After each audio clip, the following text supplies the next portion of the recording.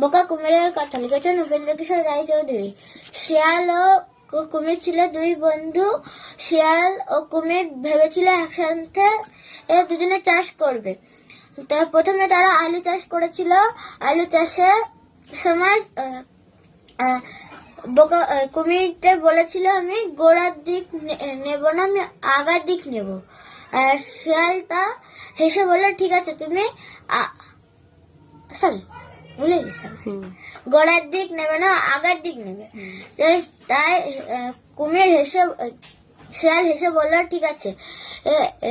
তারপর আলু চাষ হয়ে গেলে কুমির যখন দেখলো আগার দিক কিছুই নেই তখন সে বোকা হয়ে গেল। পরে যখন তারা আবার চাষ করলো, পরে আবার তারা ধান চাষ করলো। ধান চাষের সময় কুমির এবার আর ঠকবে না বলে সে গোড়ার দিক নিল।